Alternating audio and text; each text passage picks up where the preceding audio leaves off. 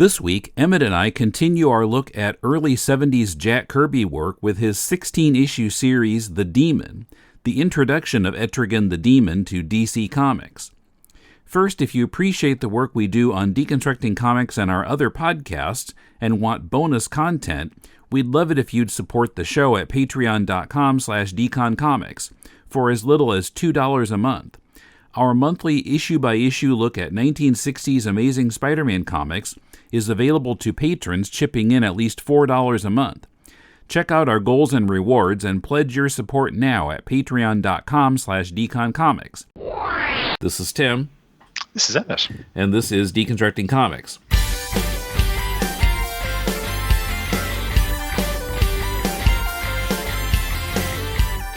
Welcome to Deconstructing Comics. This is Tim in Tokyo with Emmet out in the outback somewhere. How are you doing? I'm well. It's actually a very cold and wet day. I wish I could enjoy some sun right now. It's miserable. But yes, thank you. Thank you for having me back. Well, it must rain in the outback sometimes too, doesn't it? Yeah. In fact, one of the reasons why they didn't film the new Mad Max film, Fury Road, in Australia was because out in Broken Hill, which is where they made the 3 previous Mad Max movies, it had actually been raining. So there was green there now. Oh, no. Whereas previously it was just like sand and dirt. And that was kind of the whole premise of the Mad Max movies, that like, oh, the weather's gone terrible and there's no water. And then it's like, oh, actually, Broken Hill looks quite lovely this time of year. We can't film there. We have to go to Africa. But yeah, no, that's the times they are changing in Australia. I see. Okay, so a while back, we did a series of episodes on Jack Kirby's Fourth World books, and we decided we'd kind of keep going and look at some of his other 70s work. And so this time we're talking about The Demon, which was 16 issues published by DC, starting in 1972. Actually, the first issue came out on my 7th birthday. Wow. June 22nd, 1972. But I don't remember seeing it. Well, in those days, I would have been buying like Bullwinkle or Scooby-Doo or something from Gold Key Comics. I guess the first question is, why did he do this particular series or this type of series? And Mark Evanier has an intro in the DC trade paperback. So Kirby had dropped the Jimmy Olsen series, but by contract, he needed to do a certain number of pages a month. So to make up for dropping Jimmy Olsen, he actually came up with 2 different series, Commandy being the other one, besides The Demon. As we discussed in our Fourth World episodes, DC liked those books better than Forever People and New Gods, and thought maybe they would sell better. So those books were put on a permanent vacation. Which you can almost appreciate, because from the point of view of the publisher, The Demon and Commandy are both explicit genre books. Mm-hmm. Like, Commandy is a post-apocalypse, sort of Planet of the Apes type riff, and The Demon is mixed up with all this Arthurian magic, and it's got aspects of horror as well. You can absolutely see them going, all right, the sort of elevator pitch for The Demon almost writes itself. However, I really feel like we lost something, because the Forever People stuff is just has so much potential.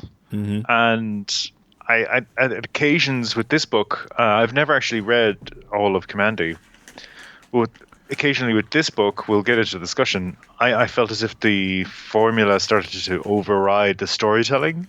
And while that did threaten to happen sometimes, particularly with Mr. Miracle, as you pointed out in our discussion of Mr. Miracle, it really was quite present here. I felt as if he was like, at times he was going through the motions. Yeah. The familiar overrode the strange.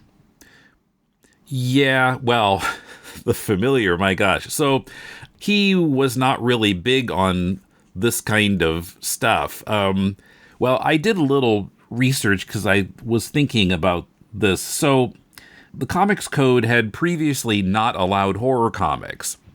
And then there was a review of the code after Marvel published the Spider-Man drug issues without code approval. And one of the things that changed then was that horror comics were allowed again as of February 1st, 1971. And so they got really popular then in the subsequent months. And so DC said, oh, we'd really like you to do a monster and mystery type series. And he's like, well, okay. So he came up with this. But so reading this, I was thinking, so we've got this guy, Jason Blood, and he, in certain situations or when certain words are said, I guess he doesn't change into the demon. He is replaced by the demon. Like the demon is a completely separate entity, apparently. And then he'll fight the whatever weird magical bad guys there are. And I was like, you know what? This is a superhero comic. And, that's what Kirby was most familiar with. So it kind of makes sense that he would fall into a superhero comic pattern. Yes, and the demon Etrigan with his cape and color-coordinated costume is very much the superhero figure. It's interesting, as you say, that they are two separate people. People talk about Jason Blood and Etrigan as being brothers repeatedly in the course of this series. But when Jason transforms into Etrigan and vice versa, it's implied that they are in with one another's subconscious mind. They're not in like a separate dimension or anything. It's not it's not a Marvel Man, Miracle Man type situation where they're in another dimension. Shazam. Or Shazam.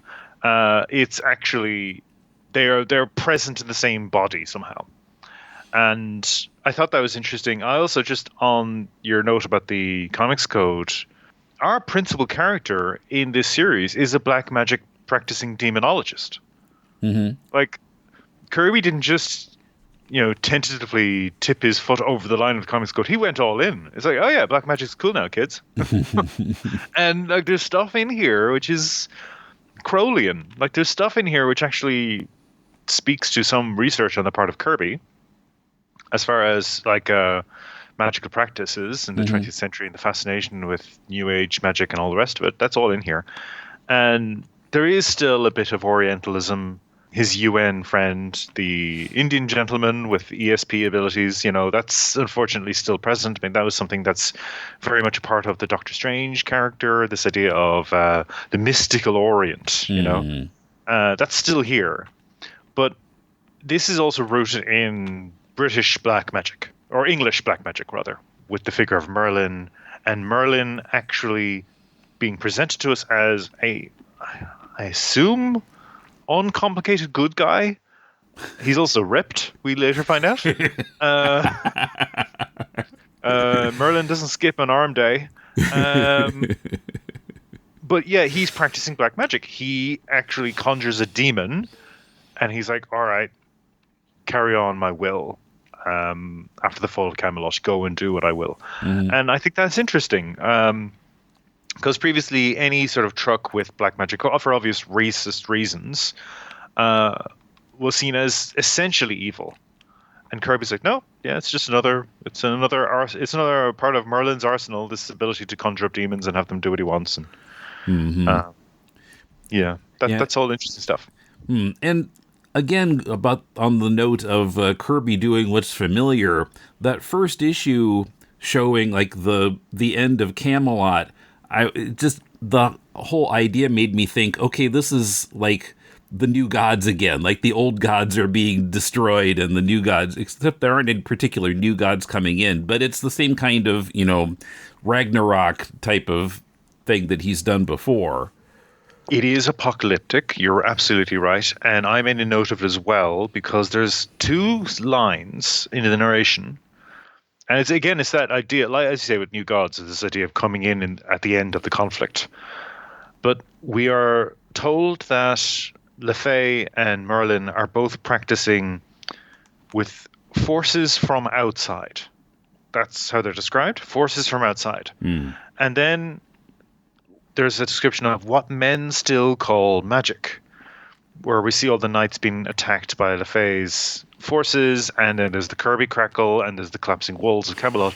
And I was like, is this new god technology? Like, I actually had I wondered, because the knights think it's magic, and the narration implies that it's actually a sophisticated form of technology. So just with that line, that Arthur C. Clarke idea of, anything sophisticated enough, we assume it's magic, but it's just technology. Mm-hmm.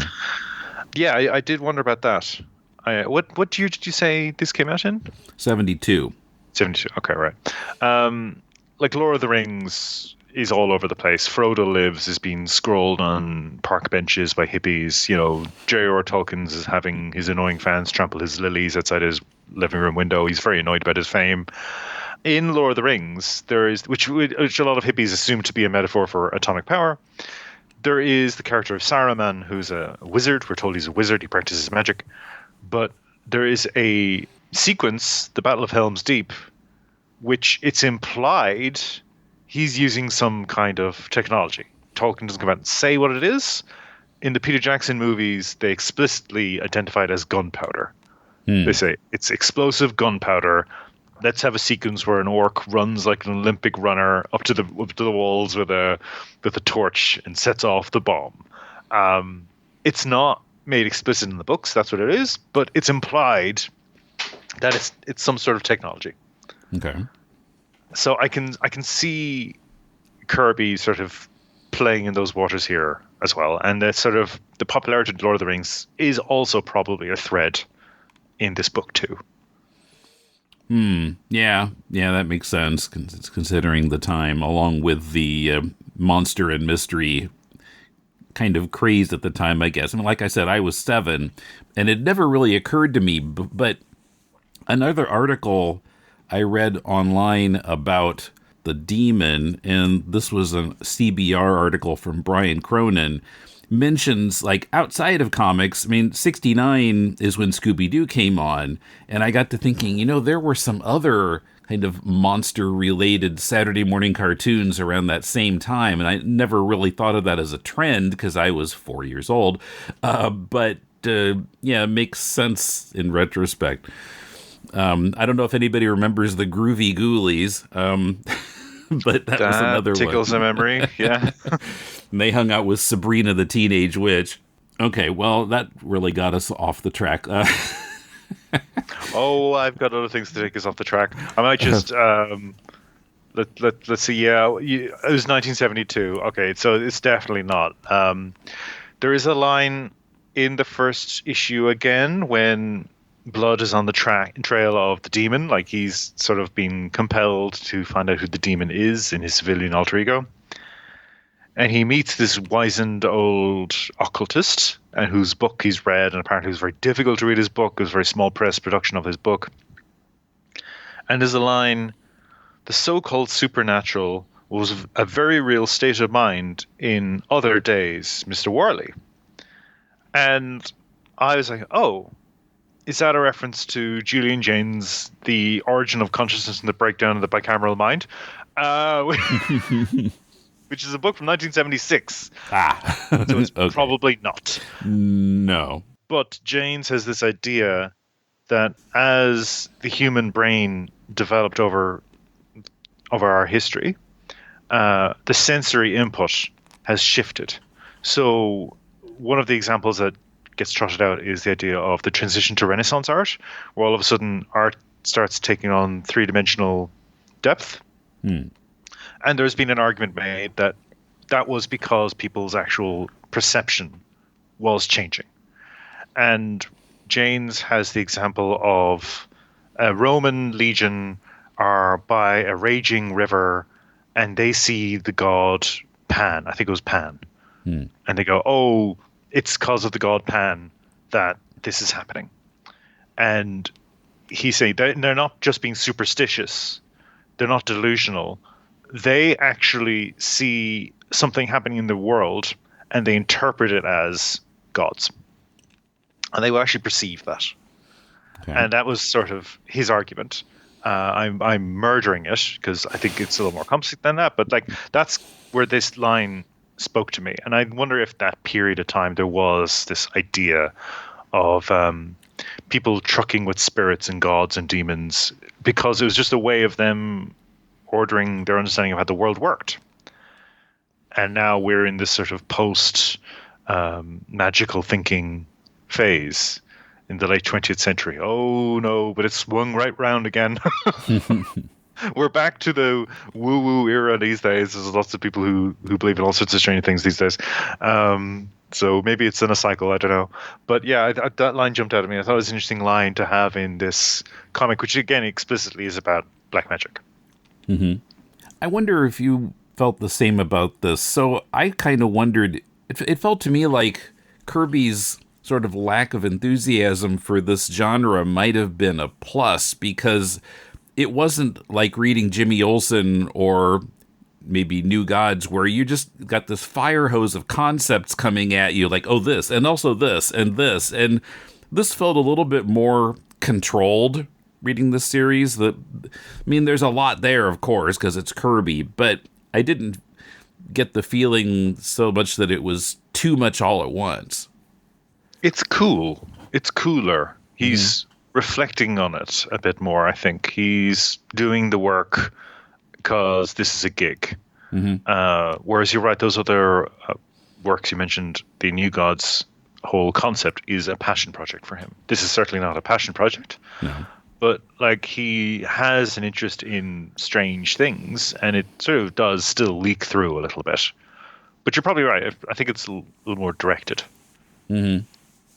Yeah. Plus, as you mentioned, it's a specific genre, which is Fourth World stuff wasn't. I mean, unless Jack Kirby itself is a genre, but yeah, this is kind of more of the kind of thing that existed already, sort of. Although, like I said, he kind of does it like a superhero comic with horror trappings rather than as a horror comic book.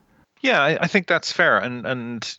You know, the idea of the superhero with horror trappings. I mean, Marvel then leaps on that. Like Marvel, you've got Morbius, you've got Son of Satan, you've got Ghost Rider. They really start pumping them out. Man-Wolf. Yes, Man-Wolf. How could I forget Man-Wolf, which led to our favorite character, Moon Knight, who arguably is another one. Yeah, and DC were doing, I think, more traditional horror books all of a sudden. More in the EC mold. So it's interesting to see Kirby do this and sort of be capturing a bit aspects of both. Like, even the character of Merlin introduces each issue almost like the Crypt Keeper. Like, it's still that sort of formula is there. Mm-hmm. That figure who sort of sets us in motion. And if I have a complaint about this series, an overarching complaint, it would be the character of Merlin.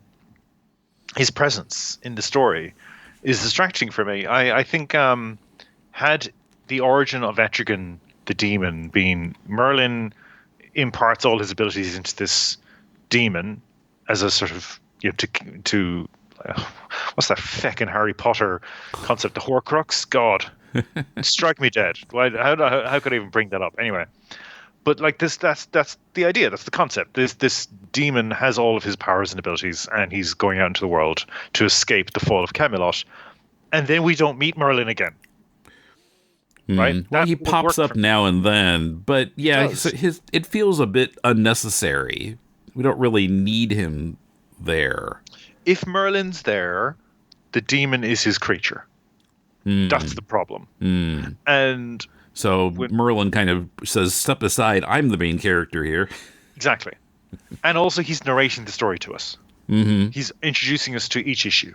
So we're being constantly reminded, Merlin is the one moving the action forward, not the character who's the titular character. Yeah. It's Merlin. And that was a problem for me. And also I think it sort of bogged Kirby down a bit in the whole Arthurianness, which you run into ideas around, like how is it proper to depict Camelot? How is it proper to depict Merlin and Arthur and all the knights and all the rest of it? Whereas Kirby, particularly his mythical deconstructions in New Gods, he's very good at leaving that stuff behind but taking a nugget of it and making it something else. Mm-hmm. And I would have liked that here. You know, the fall of Camelot, everything that was true about the court of King Arthur is entrusted to a demon, who's then let loose into the world. That's interesting to me.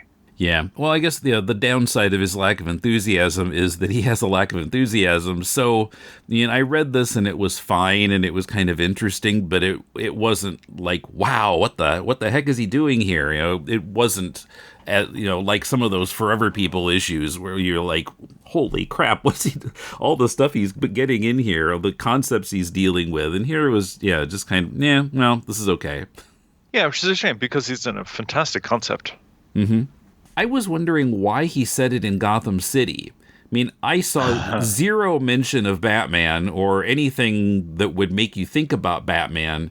And of course, inevitably, subsequent creators did have the Demon and Batman meet. But maybe he just sort of randomly chose Gotham City as a place in the DC universe to put this. Or maybe because Gotham City is considered a little kind of weirder than like Metropolis. It would be kind of weird maybe to put him in Metropolis. Yeah, that makes sense. I mean, it's Gotham City. It's the gothic corner of the DC universe. The demons hanging out in rooftops with gargoyles. Like it scans the kinds of enemies that Kirby's serving up are riffing on gothic concepts. We have our Phantom of the Opera type character at one point. Yeah. You can see the sort of thematic connection. Maybe he wanted to avoid the Incredible Hulk of it all. Like if Jason Blood was like going from town to town solving people's problems. Maybe that wouldn't have worked. The Incredible Hulk TV show of it all. Okay. Yeah, exactly. Or maybe he could have been hanging out in Oxford or Edinburgh, and then we could have just stuck with the British fantasy.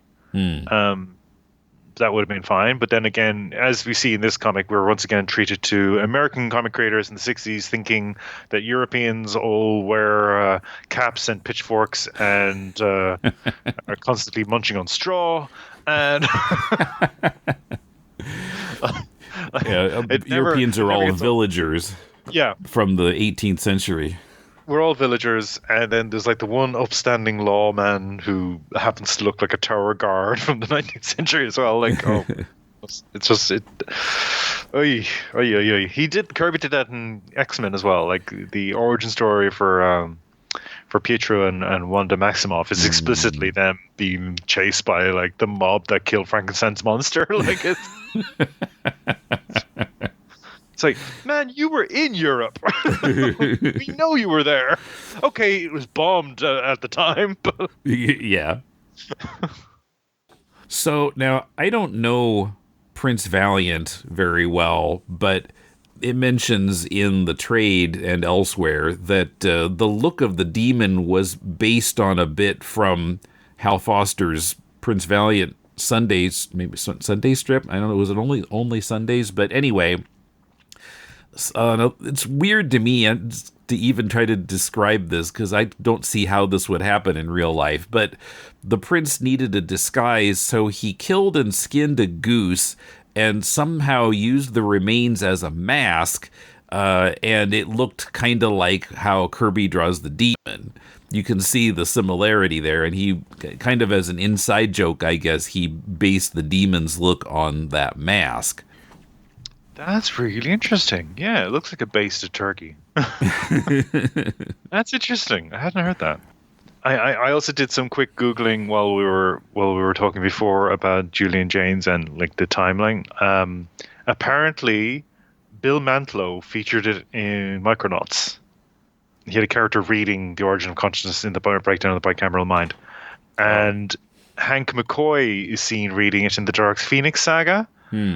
And it's also popped up in a couple of other, but those are works from the 80s and 90s. That's when the comic set would have been vibing on Jaynes. Mm-hmm. So yeah, it's unlikely that Kirby would have happened upon it. Maybe I'm wrong. I don't know. Coming up, formal similarities to the Fourth World books. We discuss our favorite stories in this run and more. But first, a reminder to join us for 20th Century TV and music trivia quiz videos and more on our Patreon page. Every month, patrons donating $4 a month or more also get a full-length podcast episode reviewing an issue of The Amazing Spider-Man by Lee and Ditko, and will continue through the transition to John Romita Sr. Check out our goals and rewards at patreon.com/deconcomics. If you'd rather give a one-time donation, you can do so via PayPal by sending it to mail@deconstructingcomics.com. We appreciate your support. Sawate. My name is Stella, and I am the host of Batgirl to Oracle, the Barbara Gordon podcast.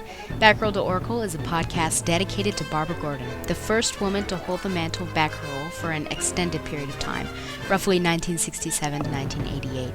The goal of Batgirl to Oracle is to examine the character's history from her first appearance as Batgirl and continuing through her tenure as Oracle. Each episode looks at a vintage issue of Detective Comics or Batman, as well as other books like Justice League and Freedom Fighters, and modern issues of Batgirl and Birds of Prey.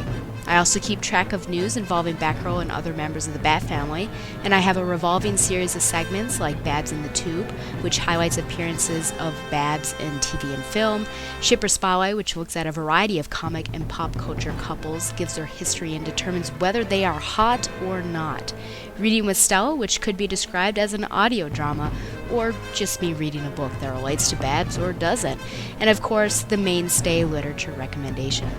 I have been blessed to interview writers Scott Beatty and Chuck Dixon on their Batgirl Year 1 work, Brian Q. Miller on his Batgirl run, Dwayne Swarzynski and Christy Marks on their separate Birds of Prey work, and the creators and actors of the Batgirl Spoiled, the web series. I hope to interview more creators and actors in the future. My goal, most importantly, is to make a fun, entertaining, and thoughtful show that people enjoy and from which they learn. Find the show online at thebatmanuniverse.net and iTunes, and follow the show on Facebook and Twitter at Batgirl to Oracle. Thank you, and fly on, Babs lovers. So, yeah, we mentioned this starts in Camelot times. Camelot is destroyed.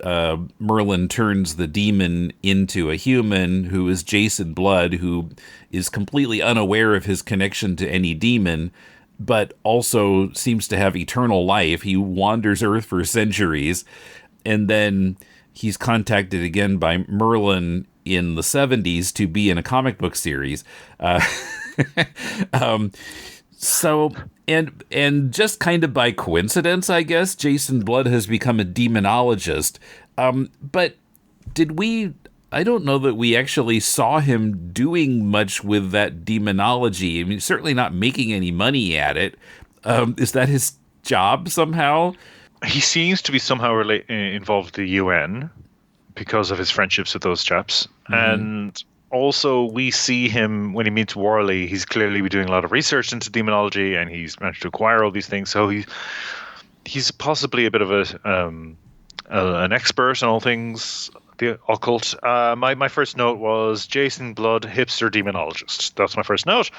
And maybe he was doing speaking tours and talking to the sort of new age set and making a bit of cash. Maybe Kirby, saw that kind of stuff happening in San Francisco and New York, the public intellectual types who were talking about sympathetic magic and all the rest of it.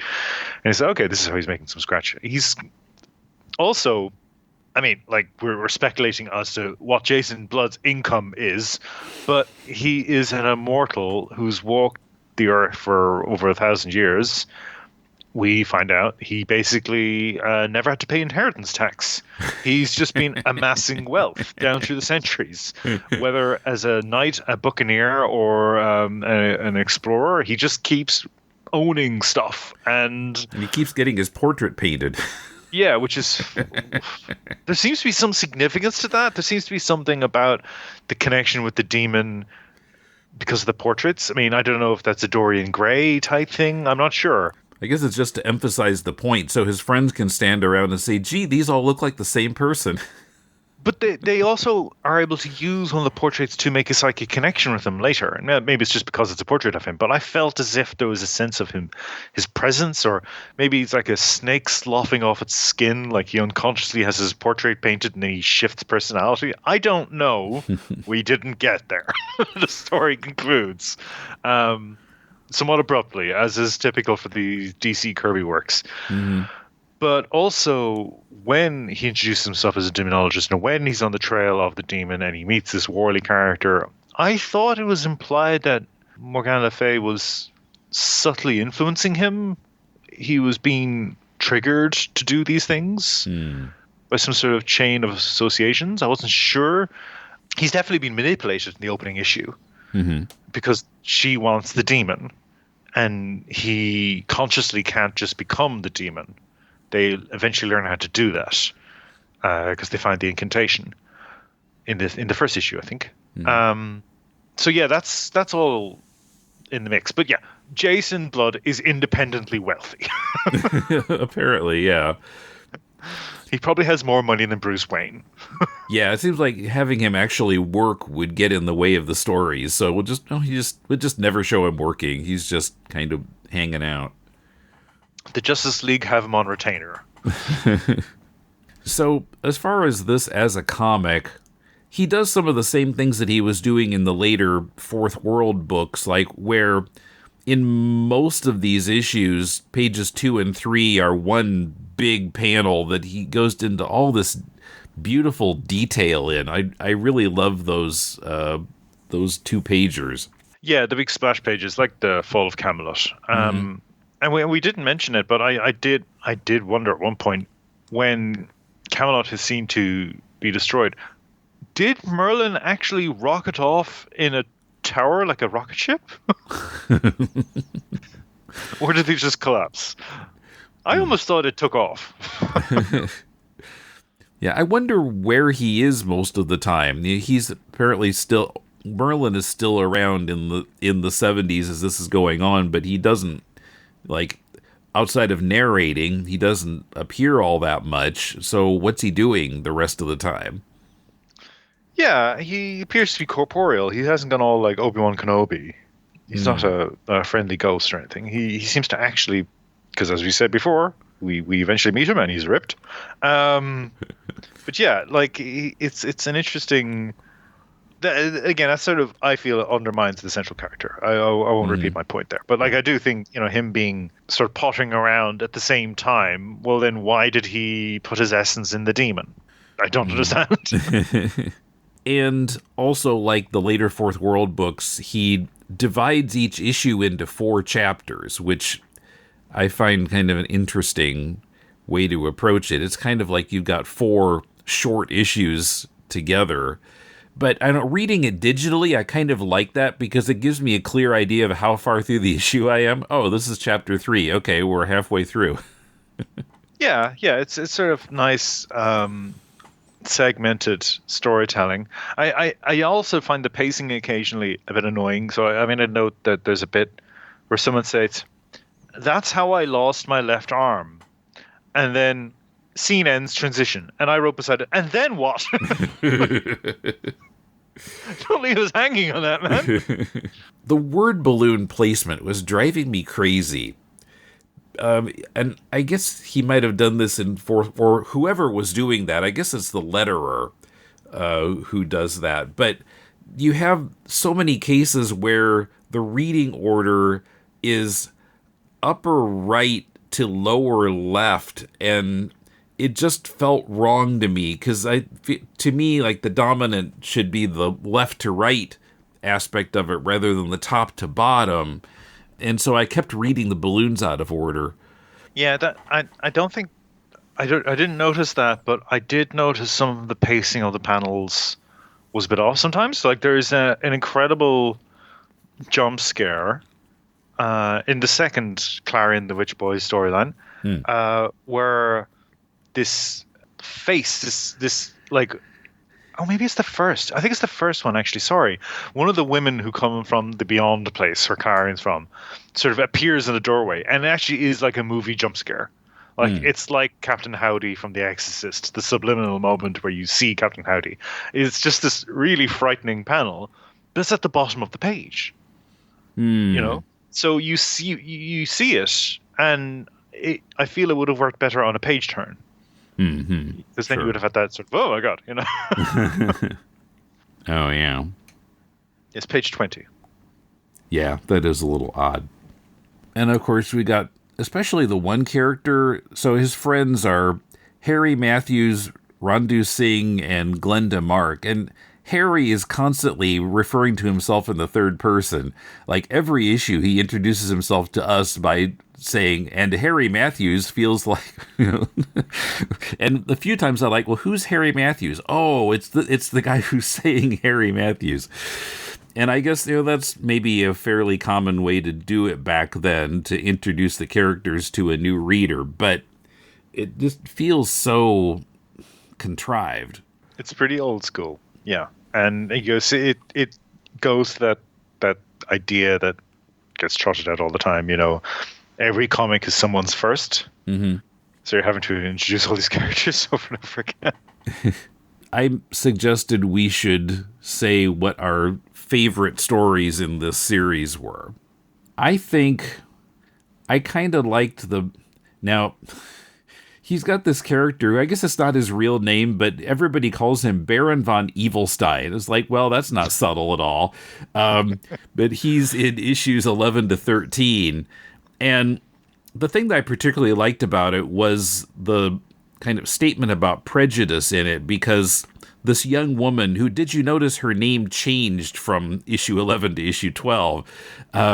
But she's in ESP contact with the monster in the story, who Baron von Evilstein created and then is always kind of torturing. And she doesn't realize who she's in touch with. Just it's someone who is in pain, who is being tortured by someone else. And only later does she find out that he's a monster and what he looks like. And it's very obvious in the text at the end of that story when her teacher says, "We humans are too quick to judge what we see. It is the weakness in all of us." But even without, and that might have not even been necessary to have him say that, because I was already getting, okay, so if she'd met the monster first, and didn't have ESP, she would never have, done anything but run away screaming. And when she sees him first, it's kind of a shock because she hadn't imagined that he looked that way, but still ultimately she's sympathetic towards him because she knew him mentally first, through the ESP. Yeah, I think that's and he's got a very familiar. It's Lon Chaney, isn't it? He's got that familiar sort of horror movie monster aspect to him as well, and the trope is the woman sees the monster and then she screams. Yeah. So he's slightly reversing that. I can see it. I can see the idea. Oh, what was your favorite story? Oh well, look. I look behind the curtain here, folks. So Tim reaches out to me before we were planning to schedule this recording, and he says, "Oh, we should pick an issue and say it was your favorite, and maybe talk about it a bit." And I was like, "Yeah, no problem." But I'm going to bet you now that it's going to be Clarion the Witch Boy, folks. It was Clarion the Witch Boy. Well, which story? The first one or the second one? I think the first one. Now, what I will say about the second one. Okay, so Clarion the Witch Boy is a character who has gone on to appear in other media. He's been in some of the animated shows. He was also one of the characters in Grant Morrison's Seven Soldiers, which lifts heavily from a lot of Kirby's work, particularly Etrigan the Demon. Both Shining Knight and Clarion the Witch Boy I would trace back to this series. Shining Knight also opens with the fall of Camelot and the idea of a character moving forward in time to escape. But Clarion the Witch Boy is he's this little goth brat who's got a cat called Tico who's always on his shoulder. And folks, I am also something of a weird, a grown man with a weird little kid inside him. And and my days are spent with a cat curled up on my shoulders and walking around the house with me. That's how I live now. So I relate very strongly to Clarion the Witch Boy. And when I saw that we were doing Etrigan, I was like, oh, I finally get to read his first appearance, because I never had. I'd seen a lot of sort of mocking summaries of it. Oh, it's very weird, it's silly, blah, blah, blah. But I'm going to judge this for myself. I love it. Cards on the table. Absolutely love it. I love the concept of... I think it's interesting when we actually open with Merlin's narration on issue 7, which is when Clarion first appears. Again, it's a typical Kirby in media res. Things are just happening. This Puritan figure is with a demon-type creature, like a little monster, trying to attack a boy, and the demon, Etrigan, is jumping into the fray to say, I will stop you from doing this. But Merlin's narration talks about the medieval times to Salem witch trials. He makes mention of medieval and Salem in reference to periods of magical unrest. Mm-hmm. And Clarion the Witch Boy happens to be dressed like a pilgrim. Yeah. Like an American pilgrim. And the people following him, the hunters, who have their own form of magic to contain him, are also dressed like pilgrim elders. And in the Seven Soldiers miniseries that Grant Morrison did, they explicitly identified Clarion's people as being descended from the Krakoan settlement. Like, that's what happened to Krakoa. They wound up underground in this sort of Plutonic realm, and that's where they are. And it just so happens that it's not too far away from the New York subway system. In this comic, that's not the case. In this comic, they're from another dimension. Mm-hmm. We don't explicitly see reference to Krakoa, but they clearly look like pilgrims. And I assume the mention of Salem was deliberate, because of the Salem era was a period of mass hysteria focused around the idea of witchcraft. Mm-hmm. So I'm assuming Kirby is drawing all those dots there. So on the very first page of issue 7, I'm like, ooh, this is interesting stuff. Like, where are we going with this? And we meet Clarion. And rather being like the young innocent boy who needs to be rescued, or the damsel in distress, or anything like that, and he's a bit queer. He's a trickster. Clarion is manipulating everyone all the time. Mm-hmm. Everyone. He wants to hang out and eat all your food and feed his cat. That's all he's interested in. He's pursued Etrigan. He's deliberately placed himself in proximity to Etrigan the demon because he's aware of the demon. He is a precocious young child who has learned all about the dark arts and actually can practice magic himself. And he's determined to take control of the demon the same way Merlin did. And here again, if Merlin hadn't been a continuing presence in the comic, there would have been a sort of absence, and then Clarion steps into that absence. That would have been a good storytelling choice. Mm-hmm. That's where I was annoyed with Merlin still popping up every now and then. So that first issue introduces Clarion, introduces Tikal, introduces the strange pilgrim elders, introduces the concept of this beyond place, outside place, wherever it is they're from. This idea of pilgrim anti-witch magic, and Etrigan seemingly be controlled by Clarion, and then at the last second tricking him and sending him away to somewhere else. Mm-hmm. Which is a bit of a weak ending, but I did like the idea of Etrigan sort of mock behaving like a servant and then immediately just flipping the table and just going, oh, well, no, you didn't understand the rules of magic. So I love issue 7. I think it's great. The second appearance of Clarion in this collection, there's a 2-parter story. It's much more involved. It's more as traditional. Clarion is the villain now. It's not. Yeah, because he's angry at having been banished before. Yes. And so, yeah, I did like the first one better, too, because I felt like, rather than being straight on, malevolent, he's just kind of a trickster the first time. Yes. And you can't really quite tell if you could trust him or not. Is he good or bad? Is he on Jason's side or not? It's unclear. That's a little more interesting. Yeah, his referring to everybody as uncle or cousin is quite lovely as well. It's managed to be sinister and affectionate at the same time. Yeah. But in the second appearance, as much as I didn't appreciate him just being presented as a villain, I did love the sequence where he starts creating doppelgangers. Because I read that and I wondered, is this where Sam Raimi got the idea for Evil Dead 2? Mm. When Ash is suddenly fighting his doppelganger in the mirror, and it comes back again in Army of Darkness. And I did wonder if somewhere in Middle America, young Sam Raimi is reading a Jack Kirby comic, The Demon, and sees this character and goes, I've got an idea. And that, I enjoyed that. I enjoyed all the stuff with the doppelganger in the second story. The evil doppelganger who then goes around and is mean to all of Jason's friends. But that first issue is fantastic, and it's a great concept, and it's a little bit of Kirby weirdness, and it's again that rush of ideas.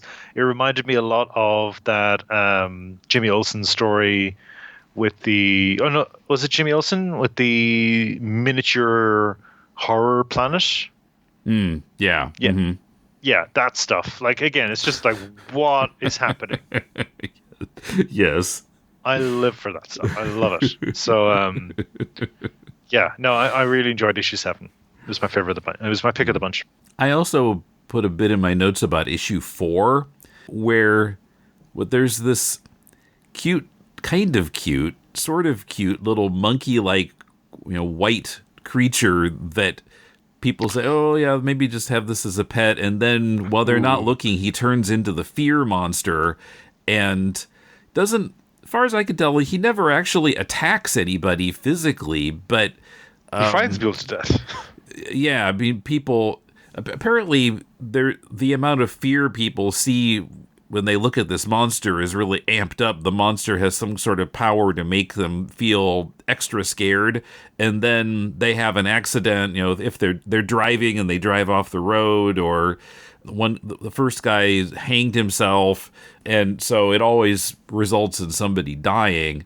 So, and I just kind of thought that was interesting, rather than a physical attack by the monster, that it was their own fear that killed them.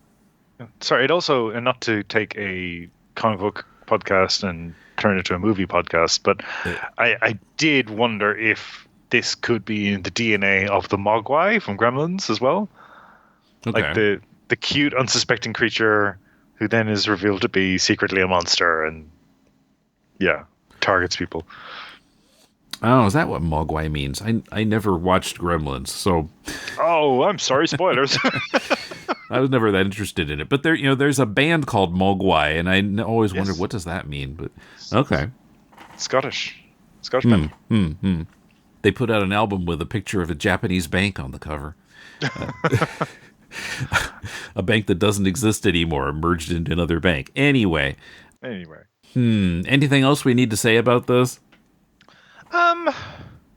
Well, once again, the conclusion is a bit of a damp one, all things considered. Like, we're introduced to the stakes in the first issue with Morgan Le Fay and this elderly occultist, and they do sort of enter into the proceedings once or twice afterwards, but it almost feels like they've been benched, and then they all come back in the end. It's like the wedding of the issue where Mr. Miracle and Big Barda get married, and then Darkseid turns up, and everything. It's just this little rush of events. Like, this is the last issue. Let's get everyone on the page. It was a bit chaotic, and I thought it was a shame because there's clearly a lot of road still to go. The other note I made was, and because we were talking about how familiar this is and the genre trappings of horror comics and everything, this comic, out of anything else that I've seen Kirby do and that we've talked about, reminds me so much of European horror comics, particularly Italian horror comics. And what the examples I'm thinking of is Dampier by Mario Baselli and Maurizio Colombo, among others, and Dylan Dog, Tiziano Schiavi and Bonelli, and again a host of people on Dylan Dog over the years. But that idea of mixing the gothic with the present day, riffing on myth and black magic and having these monsters sort of intrude upon people like a nightmare. Dylan Dog explicitly, I think he refers to himself as a dream detective. The Italians were all about this kind of stuff. They sort of really rush into it, and they are conscious of the American market. There's lots of references to American films, American culture in these Italian horror comics, but I think they are doing their own thing. And I wondered if some of them had read this Kirby stuff, because even the styling of some of the monsters is familiar to me from some of the artists who worked on the likes of Dylan Dog and Dampier and other Italian horror comics I've read. That's sort of the gaping mouths, this sort of scaled skin, vestigial wings, like that creature that the Pilgrim Elder has. And I keep referring to them as that because that's how I see them. I don't think that's how they're identified. But in the Clarion issue 7, that is so familiar to me from a lot of Italian horror stuff. That little monster he had on his shoulder. So yeah, I just wanted to shout that out too. I wonder if they were reading this, or if this was sort of an inciting influence on some of those Italian horror comics in the 80s. Okay, interesting. Okay, so that's the Demon, and we should probably talk about Kamandi at some point too, although there's so many issues we'd have to divide it into 2 or more episodes, I think. If you ever want to take a run at Kamandi, I'd be happy to do it. I've never read it, as I said, and I would be interested to see how else Grant Morrison lifted whole concepts from this. Homage. I think it's homage. I think it's it's all in due deference, but at the same time, wow. I did find myself. I mean, I do wonder if what Morrison was trying to do was not allow DC to bury these concepts that Jack Kirby came up with, this flair that he had under a mountain of crap, like we've talked about previously. All these characters do come back, sometimes to great effect, sometimes not so much.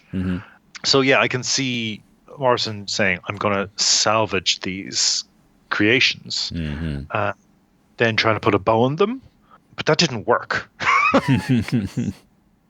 But yes, Clarion in Seven Soldiers does eventually get his liege man, his controlled monster. One of the other characters in Seven Soldiers is Frankenstein, as in Frankenstein's monster. He actually refers to himself as Frankenstein. And Clarion meets him and he's like, I could use you. And like I said, I'm fascinated with that little character. I think he's really cool, and it was a joy to read his first appearance and go, oh yeah, he's still cool.